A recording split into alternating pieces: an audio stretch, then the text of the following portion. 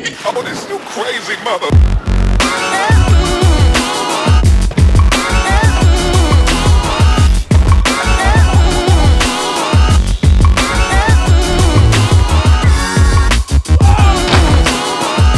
I'm alright. I'm completely missed. Go again! Fucking hell, nutter.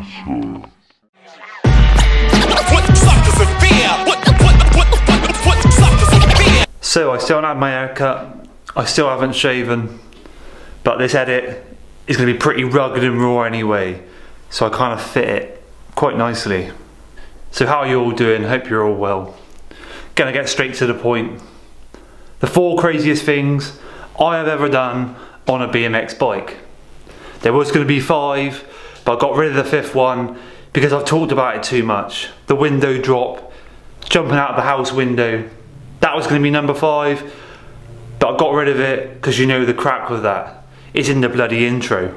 So you will find yourself at some point, if you're a young rider and you just started, you will find yourself at some point wanting to do something outside your comfort zone. Something quite crazy, something that gets the heart going, gets the blood pumping. It will scare the shit out of you. But once you go through with it, it's a great feeling. So I have 4 things to share with you. 4 things that I feel are the craziest things I've ever done on a BMX bike. I've diced with death. Some of these are crashes, they are attempts, but even attempting these things, I was sort of dicing with death. So in at number 4. This is street education. Tune in. Rule 1. The NEWQUAY River Gap. That's what it said. The NEWQUAY River Gap. Back in 2007, pretty sure it's 2007, might have been 2008, me and a group of friends decided to get together and do a little road trip around Cornwall. The destinations were Truro, we went to a skate park in Hell as well, and first stop, NEWQUAY. A few of my friends, they sessioned wooden waves. I filmed the session, wasn't much of a park rider back then. After the session, I felt kind of pumped. I watched everyone else shred. I had that feeling I wanted to do something crazy. So have you ever been to wooden waves in NEWQUAY? As you enter the skate park, where the car park is, there's kind of like a little kiddies play area. Really good for little street nibs. Some of you know this spot. And if you go into this little area, at the back, there's kind of like a wall with like a berm. It looks like a berm that comes around the back. That path then leads down a little slope. I think there's a fence there now, so you can't actually do this gap anymore. But beyond that fence is where I tried this river gap. So where that tarmac ends is where I took off. The gap itself, at least 30 foot. But the video doesn't do it justice because I rushed into it and I set the camera long shot instead of side shot. So when I actually do this gap, it doesn't look that big. But it's about 30 foot, and because you've got to take off on the tarmac, you've got to clear sort of 10 foot of grass before you actually get anywhere, because the takeoff's on a slope. As I took off, it didn't give me anything, and it's one of those situations where I took a few runs at it. I said, fuck it, I got this. The cameras are then set up. I took one more run at it, and I thought to myself, there is no way I'm going to make this. Shit, he's going for whack. Shit. You alright? Oh, fuck me. But the lads were there, they were cheering me on. They said, Baskett, you got this. In my head, I was like, I haven't got this. There's no way I'm clearing that. But in Baskett style, I called it out. I gave it an attempt. If you're a new subscriber, that clip is new to you. Yes, it hurt. Some of you might think, it didn't look too bad. Going back a few years, when I was a bit younger, I was a bit of a naughty boy. I used to go out drinking quite a lot. I used to get in quite a lot of fights. I used to punch a lot of people. They used to punch me. And but in all my life, up to my age now, up to this current date, the hardest punch I've ever had was from myself, doing that gap.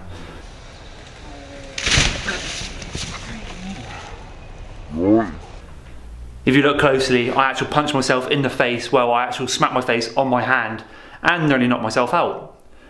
Somehow I got up, walked away from it as if nothing happened. I had the worst whiplash ever. It was like going from 25 miles per hour to just stopping. There was like a force field there. I just literally hit it and didn't go nowhere, and destroyed my bike. My road trip was kind of over then. I just filmed for the rest of the time. I had to actually camp. After that crash, I actually had to stay in a tent for a few nights, and you can understand the uncomfortable situation there. My neck just stiffened up. I was kind of walking around like this. I didn't have a neck brace, didn't go to hospital, and yeah, that is number 4. Shit, he's going for a whack. Shit. You alright? Oh, fuck me. You alright? Yeah, I punched yourself in the fucking face.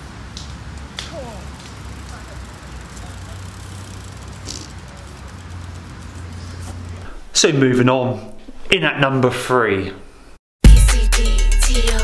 Top of the world. Let's set the scene. Drove to Taunton, 7 o'clock in the morning, needed to get there early, purely for the fact I wanted the car park clear. There's a ledge to ledge, huge drop in the middle. I wanted a gap to manual from ledge to ledge. The ledge is quite thin, and I had to make sure there was no cars there. So when I sort of do the gap to manual, when I come off the edge, I didn't land on a car. And I purposely did it from left to right, looking at it straight on, purely for the fact that most of my weight when I ride is always to my right, because I'm right-handed. So I thought to myself, if I go to gap to manual and it goes a little bit wrong, my weight's going to go to the right and I'll land on the lower side. Clever thinking. A couple of days before, I was jumping the ledge from left to right just to get used to it. Just to get used to the height. So when I was looking down, I was kind of used to thinking, right, I don't want to fall down there, I'll get me balance out.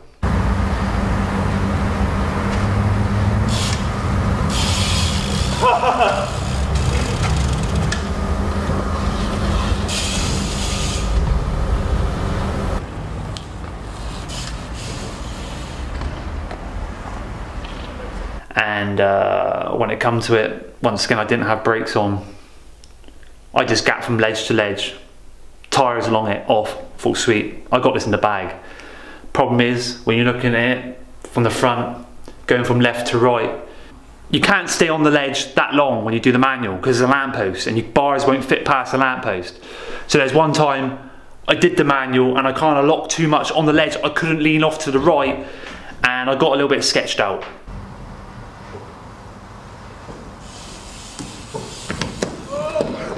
And you got to understand, it was early in the morning. And it's one of those things where I kind of diced with death a little bit. I mean, I ran along that ledge, cat-like reflexes. Lucky I didn't slip down because the drop was at least 20 foot. I didn't have the helmet on. I felt like if I'd fallen down there, I'd have probably died. But it got a little bit worse. So I sketched out on that gap manual, ran along the ledge, jumped down. Most of you by this point would have thought, fuck it, I'm not doing it again. No, I wanted to do it again. I thought I could get it in the bag that morning. There was no cars there. So I went to do it again. This time it's even worse. I did the gap to manual, and like I said, I wanted to lean to the right so make sure I came off before the lamppost. I ate shit, but the worst thing about it, my friend turned off the camera. What are you doing?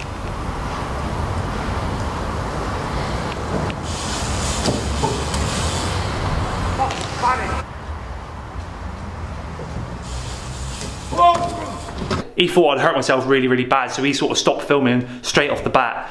And I was kind of gutted, because after he had told me, you know, I'd grazed all up my hands, I'd hurt myself a little bit, but at least I'd have had the crash footage. So I got back up, I threw my bike about, had a little tantrum and all that, you know. But the worst thing is, the cameraman hesitated and missed the actual crash itself. Never hesitate. When someone's crashing, just stay focused on the crash. They'll thank you for it after.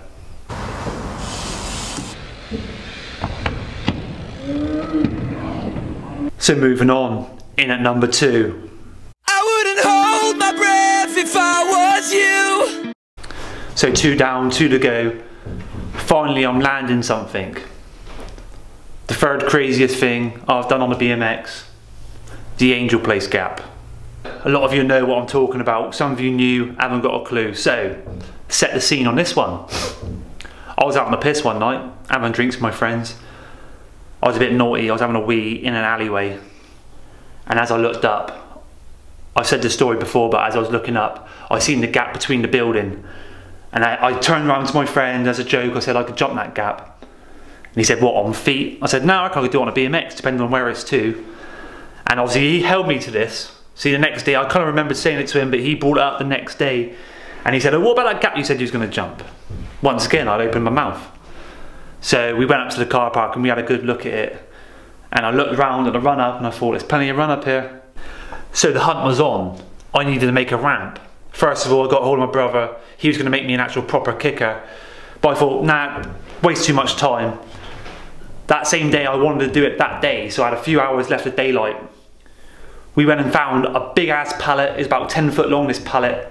I said, look, that'll do. We'll screw some ply to it, rest it on the wall. That'll fucking do.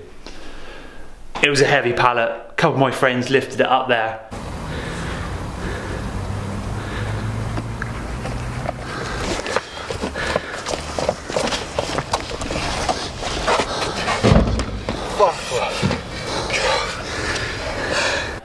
We rested it on the wall. I said, that'll do. We'll wedge it with something. As long as my body makes it over the gap, we're good to go. And that was kind of my motto back then. People would say, what goes into the preparation of doing these gaps? And I said to them, as long as you hit it with enough speed, nothing malfunctions by the time you get to the ramp. If the ramp decides to collapse, at least your body's going to make it over. Don't worry about the bike. The bike can fall to its death, but you will be safe on the other side. Well, that's the way I looked at it. And on this occasion, I couldn't really test the ramp. I didn't know how it was going to send me. I just sort of rid up it a couple of times, did a few fakies now on it. And once again, the drop down 40, 50 foot at least. So if I didn't make it, yeah, I was definitely going to my death. A lot of people said I should have been wearing a helmet and stuff, but it wouldn't have made any difference really. I had no pads on whatsoever. I was a bit hungover that day as well, so there was no fucks given. Put some music in. I took a good old route around the top of the car park at Angel Place, Shopping Mall, Bridgewater. Took one massive run at it and thought, sod it, I'm here. So there was one matey at the top. He was calling down to the people at the bottom, telling them when to hit the trigger on the camera, and he shot it perfectly. And yeah, I was sad enough to make it into a canvas because I thought it was pretty cool. 3 seconds. Okay.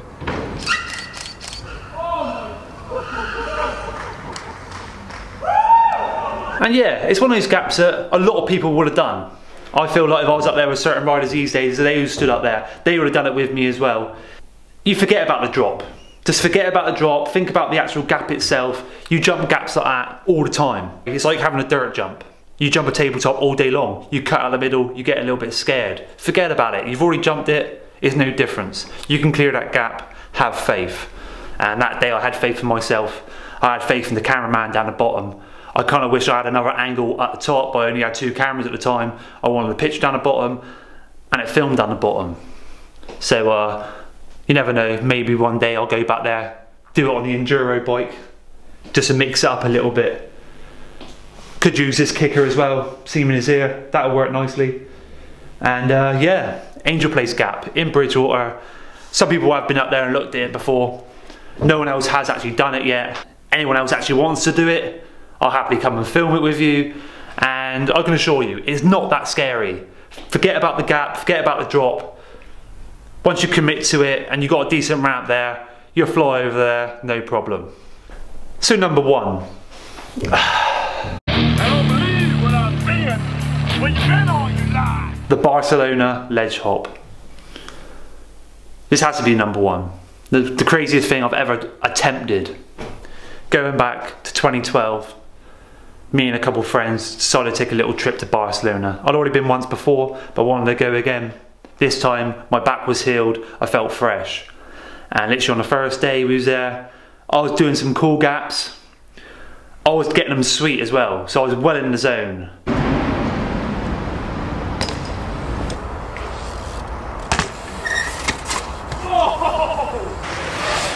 Whoa.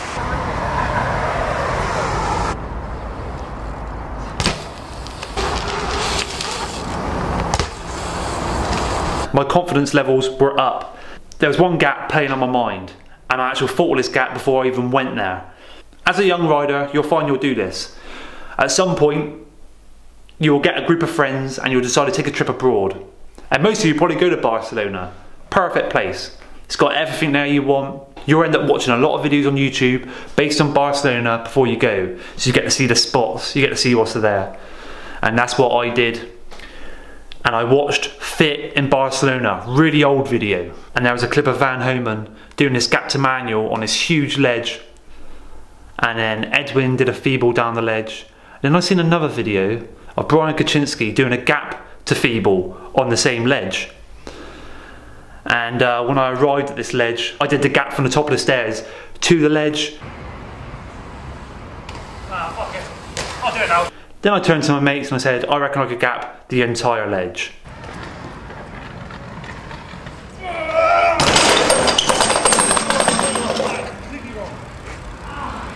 I got a few frowns, but he's like, if you think you got it, you got it. And once again, I called it out. I was stood at the top and I was thinking, this is quite scary. I was trying to get some angles for it, trying to get a decent angle, and it's one of those situations when you actually get to the top of that setup, you realise how big it is. I don't know if you've ever seen it from this angle.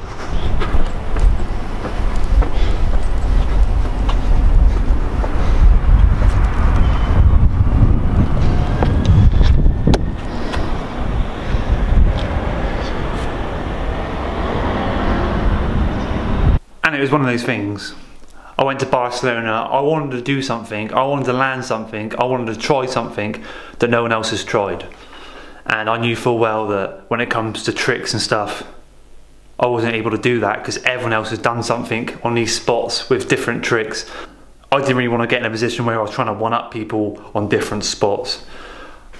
I knew people had done the gap to grind, gap to manual and all that stuff. I knew no one had ever tried to gap over the entire thing. And once again, the video angle doesn't really do it much justice. It doesn't look that big. But when you think of it, when you put it in perspective, when you do rail hops, ledge hops and stuff, normally it's off a set of stairs. And normally you count these stairs. Well, that ledge hop is 24 stairs. So when you walk down the stairs next to it, there is 24 stairs there. Okay, they're quite long and low, but it's 24 stairs.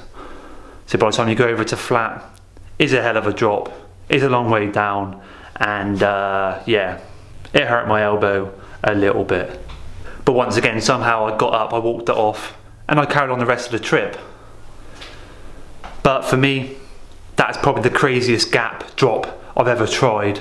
Just because of the circumstances, just the fact it was in Barcelona, I was abroad, I was on holiday, I wasn't wearing any pads, and I wanted to try something that no one else has done. And like I said, when you're in Barcelona, it's pretty much impossible these days. But till this date, I'm pretty sure no one else has tried that gap. I wish they did. I wish someone could sort of accomplish it for me, because I think I'm past it now. I think if I ever went to Barcelona with my BMX again, I still don't think I would try that again. I think I sort of diced with death that day. I got away with it, I got back up, I walked away. It's a little bit too big for me these days. At least I'll happily admit it.